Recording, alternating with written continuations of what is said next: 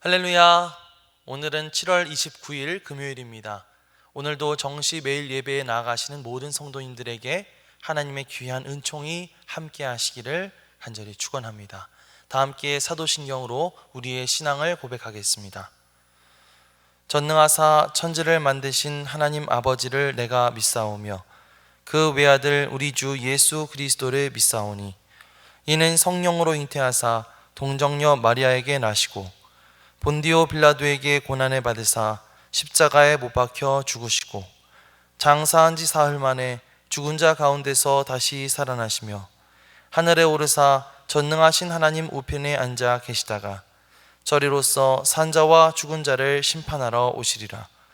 성령을 믿사오며 거룩한 공회와 성도가 서로 교통하는 것과 죄를 사하여 주시는 것과 몸이 다시 사는 것과 영원히 사는 것을 믿사옵나이다. 아멘. 다 함께 찬송가 341장 찬양하겠습니다.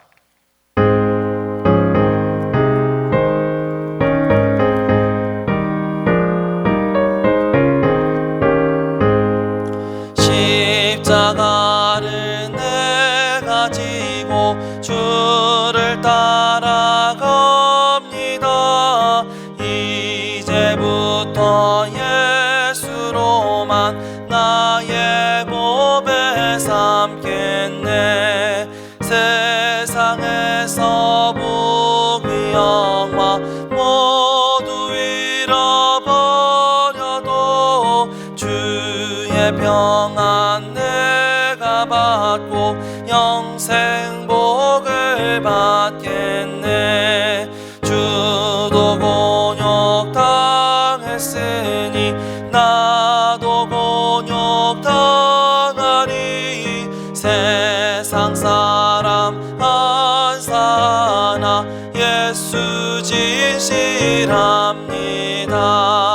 예수 나를 사랑하사 빛난 얼굴 보이면 원수들이 미워해도 염려할 것 없겠네. 내가 핍박 당할 때에 주의 품에 안기고 세상 고초 당할수록 많은 위로 받겠네. 주가 주신 기쁨 외에 기뻐할 건 뭐냐. 주가 나를 사랑하니 기뻐할 것뿐일세.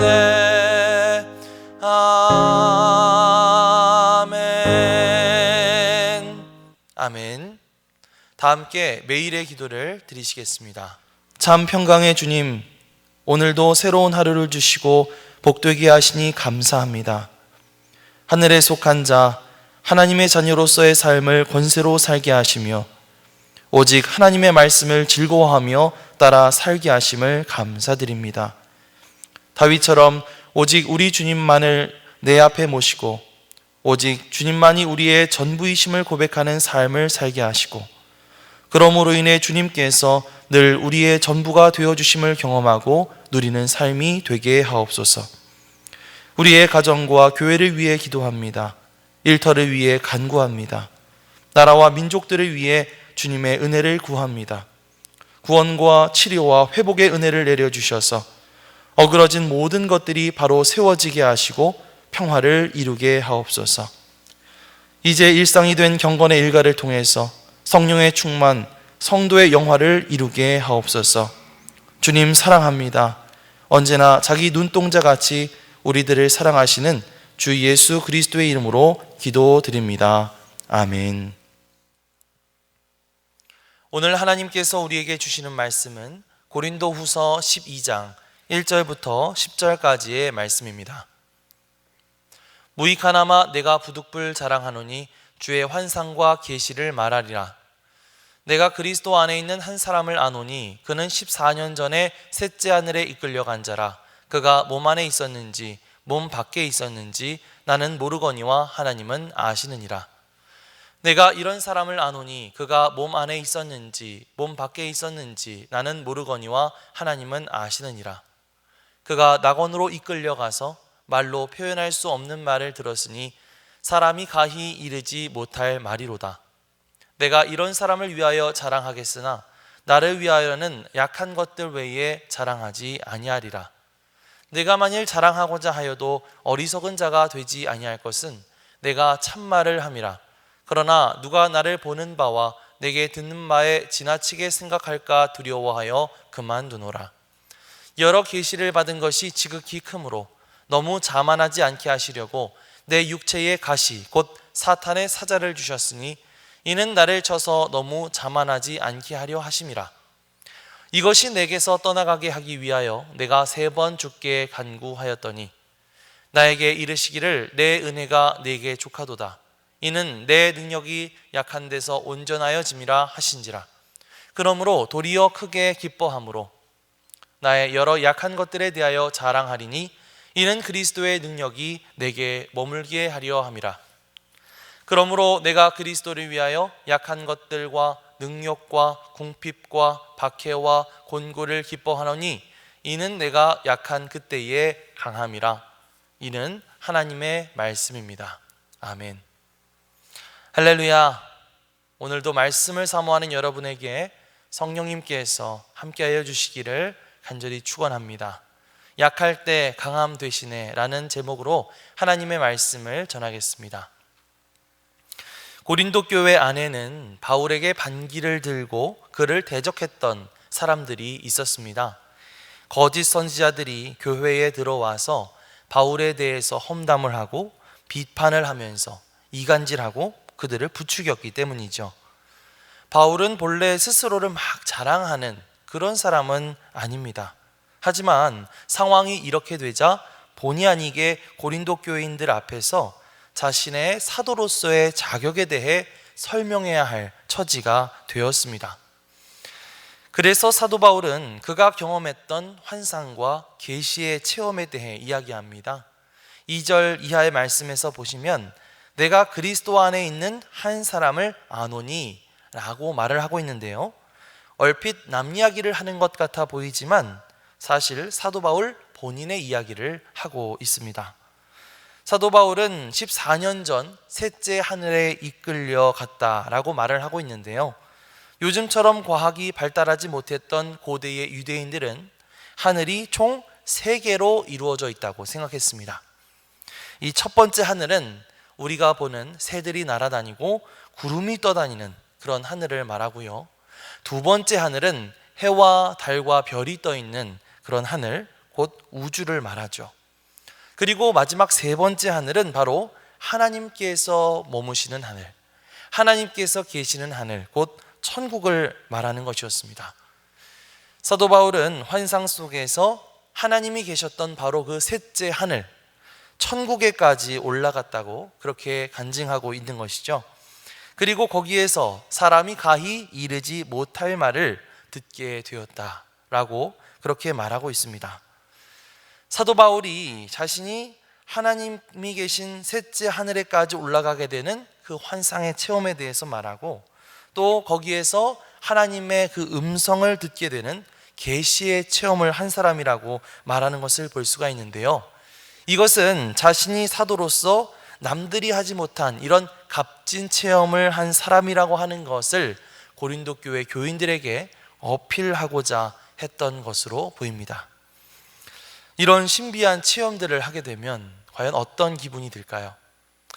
저도 20살쯤에 여러 가지 그 성령의 역사들을 많이 경험했는데, 그때 사도 바울처럼 이 환상을 보는 체험을 한 적이 있었습니다. 그 이야기를 이 시간에 다 풀어놓을 수는 없지만 그 기억은 참으로 저에게 강렬했고, 또 내가 마치 무척 특별한 사람이 된 것처럼 그렇게 느껴지더라고요. 또 그러면서 하나님께서 나를 통해서 하실 일들을 더욱 믿고 기대하게 되었습니다. 기도하는 가운데 여러분에게도 이런 하나님의 특별한 체험들이 함께 하시기를 축복합니다. 사도 바울에게는 이렇게 살면서 이런 신비한 체험들이 많이 있었던 것 같아요. 그래서 이런 것들을 내세워서 자랑하려고 한다면 아마 한도 끝도 없이 많이 자랑할 수가 있었을 것입니다. 나 하나님 앞에 이런 특별한 존재야 라고 말을 하면서 거짓 선지자들이 부리는 그런 권모술수 따위는 한 방에 제압해버릴 수도 있었겠죠. 하지만 사도 바울은 오히려 자기 자신에 대해서 자랑하는 것을 극도로 조심하는 그런 모습을 보여주고 있습니다. 5절에서 6절입니다. 내가 이런 사람을 위하여 자랑하겠으나 나를 위하여는 약한 것들 외에 자랑하지 아니하리라.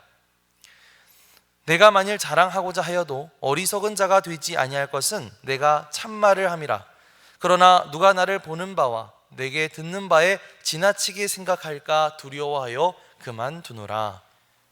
사도 바울은 하나님께서 계신 셋째 하늘까지 올라갔던 그날의 특별한 체험을 결코 잊지 않았지만 오히려 지금 현재 이 땅을 살아가는 자신의 모습이 그 모습과는 얼마나 동떨어져 있는지도 잊지 않았습니다. 물론 바울은 회심하기 전 이 세상 가운데 굉장히 잘 나갔던 사람이었죠. 그러나 그 어떤 세상의 자랑거리도 하나님 앞으로 올라가서 하나님의 비밀을 듣던 그 모습보다 더 자랑스럽고 특별한 것이 될 수는 없었습니다. 그렇기 때문에 그는 이 세상에서 어떤 내세울 거리가 있었다 하더라도 그것을 쉽게 자랑하려고 하지 않았던 것이죠. 그렇습니다. 우리가 가지고 있는 그 어떠한 성취, 그 어떠한 성취도 하나님 앞에서는 자랑거리가 될 수가 없습니다. 세상에서 이루는 그 어떠한 업적도 이 우주 만물을 창조하시고 운용하시는 크고 전능하신 하나님 앞에서는 그저 보잘것없는 것에 지나지 않기 때문이죠. 이사야 40장 말씀에서 기자는 여호와의 영광 앞에서 모든 육체는 풀이요 그의 모든 아름다움은 들의 꽃과 같다. 풀은 마르고 꽃은 시들지만 하나님의 말씀은 영원히 서게 될 것이다. 이렇게 고백하고 있는 것을 볼 수가 있습니다. 자, 지금까지 내가 내세우고 또 떠들어댔던 나의 자랑은 무엇이었습니까? 어떤 나의 인간적인 자랑, 나의 세상에서의 자랑거리는 과연 무엇이었습니까?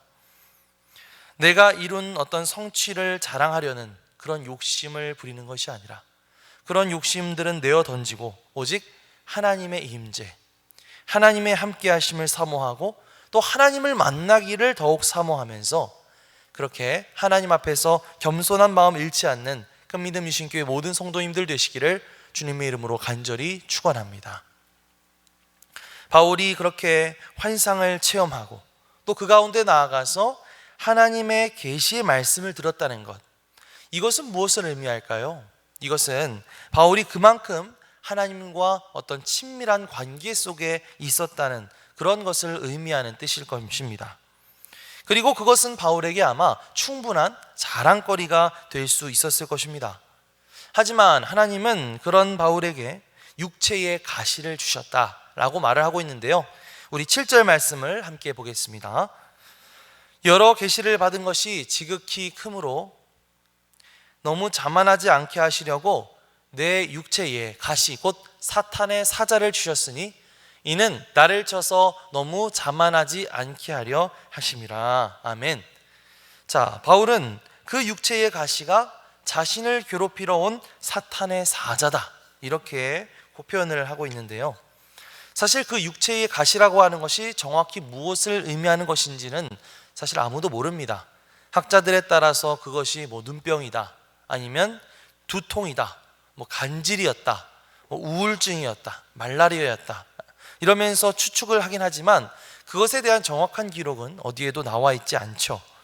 하지만 우리가 알 수 있는 것은 무엇입니까? 하나님께서 바울에게 그 육체의 가시를 주신 이유가 과연 무엇인가 하는 것이죠. 7절 상반절 말씀을 보면 여러 계시를 받은 것이 지극히 크므로 너무 자만하지 않게 하시려고, 이렇게 말을 하고 있습니다. 바울이 받은 여러 계시의 말씀들 그리고 그런 체험들이 너무나 크고 놀라운 것들이었기 때문에 하나님은 바울이 자칫 그것 때문에 교만해질까 봐 그것이 걱정되셨던 것이죠.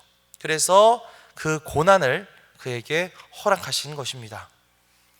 이렇게 때로 하나님은 우리를 더 효과적으로 주님의 일에 사용하시기 위해 고난을 허락하실 때가 있는 것 같아요. 고난은 우리를 좀 더 겸손하게 만들고 더 깊이 있게 만들기 때문이죠. 저도 저의 인생을 돌아보면서 생각해 보면 저에게 닥쳐왔던 어떤 힘든 시절들이 저를 더 성숙하게 만들고 더 겸손하게 만들고 더 하나님을 의지하게끔 만들었던 것입니다.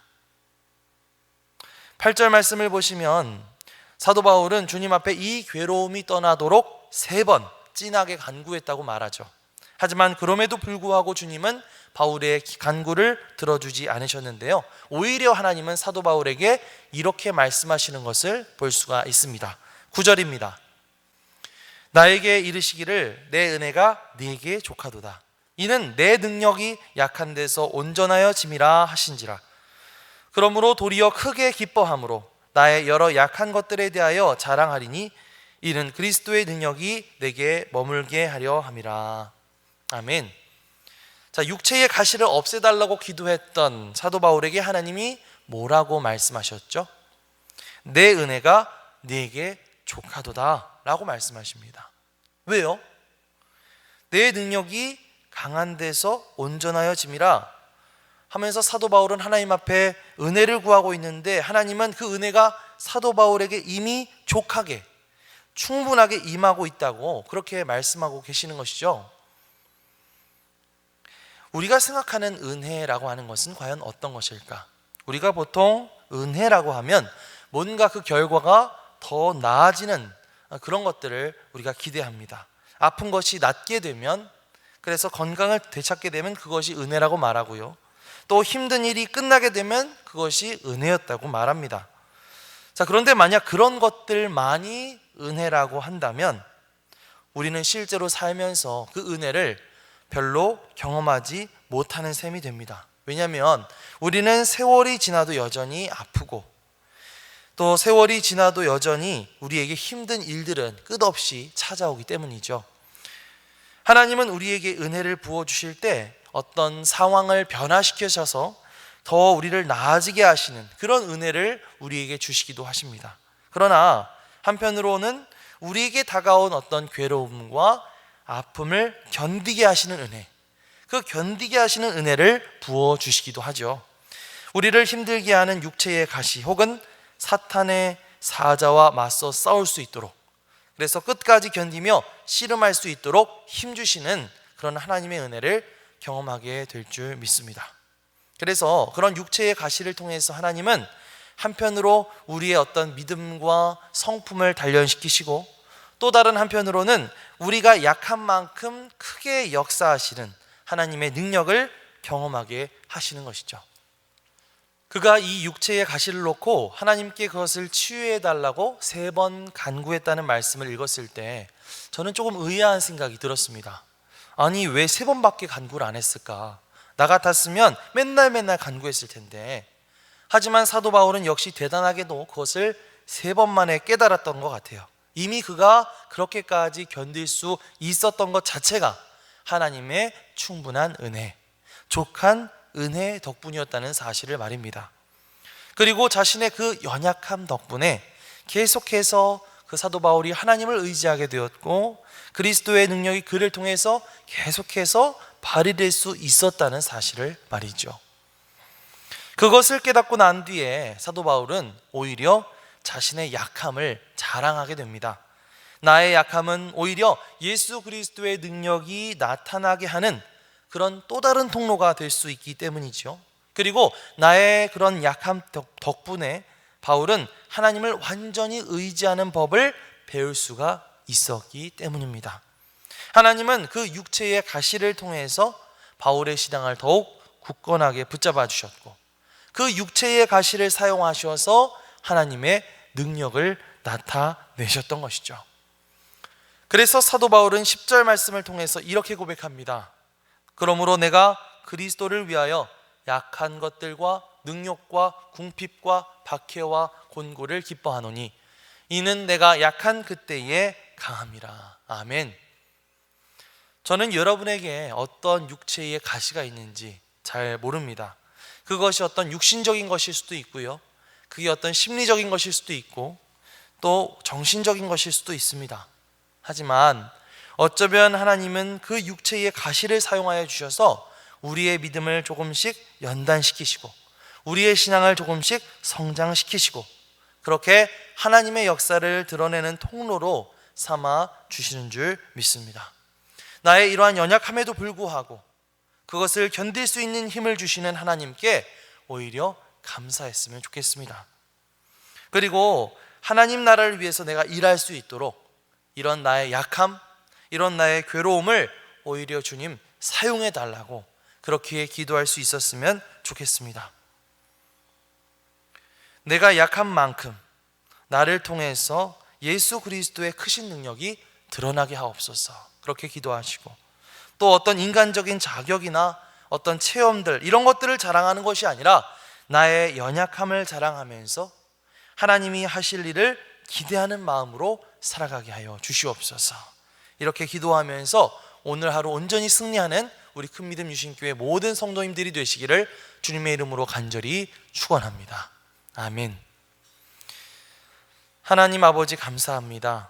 사도 바울이 가진 육체의 가시를 통해 그를 영적으로 단련시키시고 그의 약해지는 만큼 크게 역사하시는 하나님의 능력을 묵상하게 하심에 감사를 드립니다. 우리의 연약함에도 불구하고 그것을 견딜 수 있는 힘을 주시는 주님, 그 주님께 감사함으로 나아가게 하옵소서. 내가 연약한 만큼 나를 통해 주님의 크신 능력이 드러나게 하여 주시옵소서. 오늘도 나의 인간적인 자랑으로 사는 것이 아니라 나의 연약함을 자랑하며 살게 하옵소서. 감사드리며 예수님의 이름으로 기도드립니다. 아멘. 이제는 우리의 구세주가 되시며 대속자가 되시는 예수 그리스도의 구속의 은혜와 아버지 하나님의 사랑과 성령님의 교통하시는 은총이 오늘도 정시 매일 예배를 통해서 경건의 일과를 세우고 성령 충만하며 성도의 영화 가운데 살기 원하는 죄 사랑 모든 권속들 위에 영원토록 함께 하시기를 간절히 축원하옵나이다. 아멘.